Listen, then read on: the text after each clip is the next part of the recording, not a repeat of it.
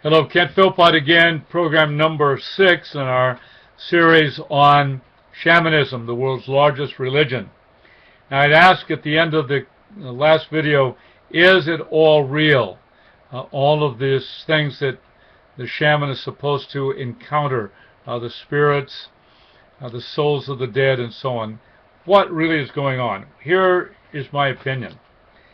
Writers are divided as to whether the journeys into the other world and the spirits, souls, guides, and more, that which fills the world of the shaman, are real or imagined. Some do not care so long as it serves some purpose. Some don't care, it's just interesting to report, which, of course, that is the venue of the anthropologists.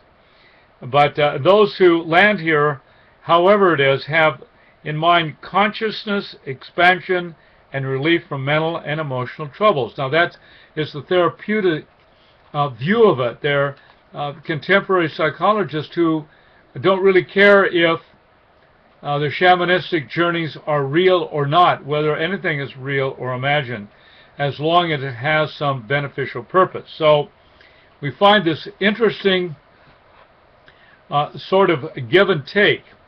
My experience and research inform me that what is encountered in trance states can be either.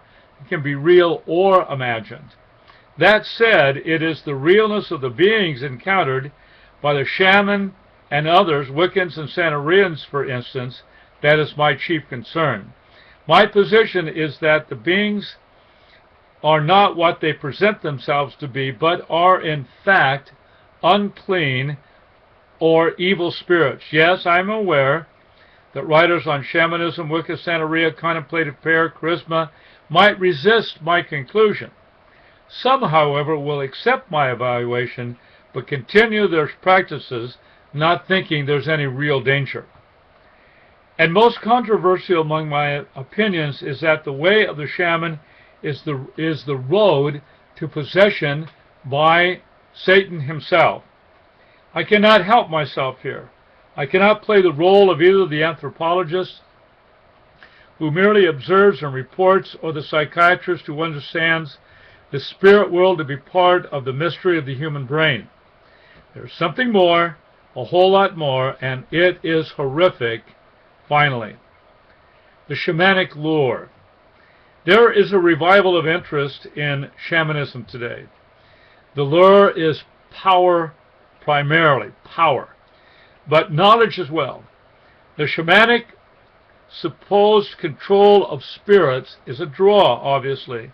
In our materialistic and scientifically oriented world, it is a heady and life-changing experience to all of a sudden come in contact and personal direct contact with the otherworldly, the vast universe of that which is completely spiritual. Interestingly, Jesus and other biblical writers were very much aware of this reality and spoke of how deceptive and dangerous it was. The lore I am speaking of is found in many religious teachings.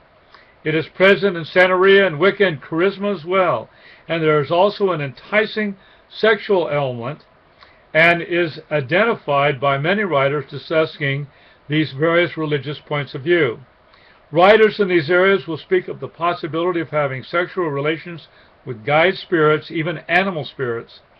Despite attempts to blunt the sheer force of what they are saying, intimating that the sexual relations are merely bonding techniques, nevertheless it becomes clear that the sexual relations are powerful lures. Such spiritual experiences can be life-changing, addicting, and may be so for years. My experience informs me that this thrilling allurement has a shelf life and the product will eventually turn wormy. Connecting points. There are connections among shamans around the world, both in ancient and contemporary times. Some of these are a belief in a celestial god, shamanic initiation, relationships with souls or ancestors of dead shamans, relations with familiar spirits, the conception of illness as the intrusion of a magical object into the body of a client or of soul loss, and the shaman's insensitivity to fire. These seem to have a broad similarity around the world. Next section is the notion of the soul is fundamental to shamanic ideology.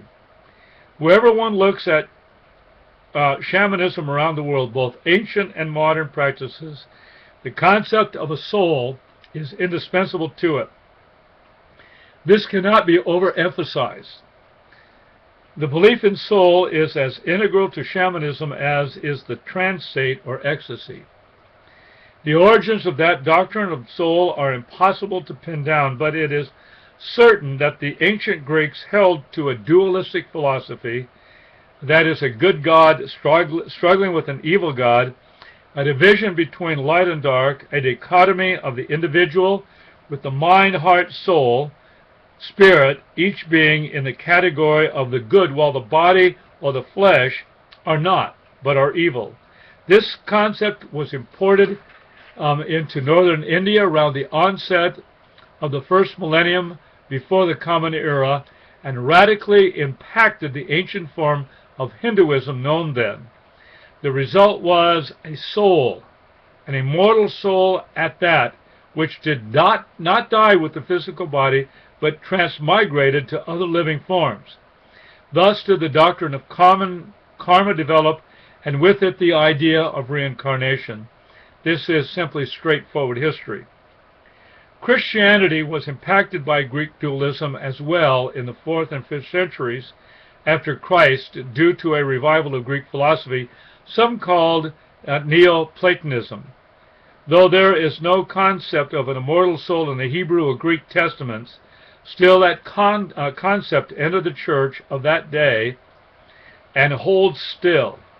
The power of the doctrine of humans having an immortal soul is so strong among Christians is that supposing that it is not a Bible-based concept is often labeled liberalism. This soul confusion has opened the door to some of the concepts found in shamanism. I'm going to stop there and continue in a little bit.